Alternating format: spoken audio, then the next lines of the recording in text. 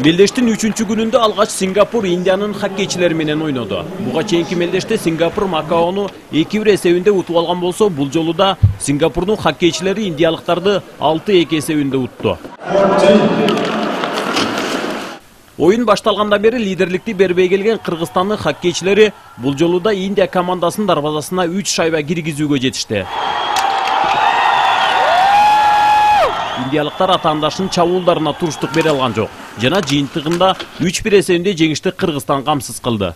Бишкекте өтүп жаткан хоккей боюнча Азиянын чакырык кубогу мелдешинде Кыргызстан Макаону 3-1 эсебинде утуп алды. Эгер Кыргызстандын улуттук курама командасы финалдык мелдеште жеңишке жетишсе, жогорку лигада ойноого мүмкүнчүлүк алат. Даярдыкка да бул кечигип калдык, аз даярданып калдык да. Буга мындай оюндарга негизи бир жыл даярданыш керек болчу. Биз ашып кетсе ошо 3 ай мындай максимум өзүбүздүн күчүбүз менен даярданып калдык. Буюрса жакшы эле, удача биздин сторонада болуп атат, ошону воспользовать этип кайра кое бербей атабыз. Аракет кылабыз, болгон күчүбүз жумшайбыз. Элибиз үчүн, намыс үчүн эми аягына чейин ойнойбуз. Өзүбүз күчүбүз жумшайбыз болгон. Эми ким билет, эми ал буйруктан болот да.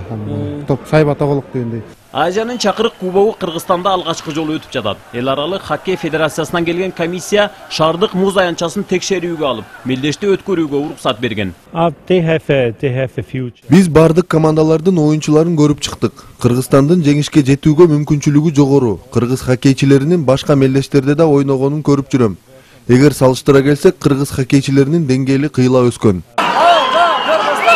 Эртең 1-мартта Кыргызстан менен Индия ойнойт. Ал эми Сингапур Макао менен беттешет. Жарым финалда жеңген командалар 2-мартта финалда 1-орун үчүн таймашат. Оюндан тартылып алган толук репортаждарды күнүгө коомдук 1-каналдан кечки саат 10:30да көрүүгө болот.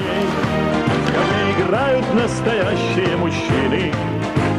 Русский играет в хоккей. Симонкул Идерисов, Бекназар Шерманбетов, коомдук 1-канал.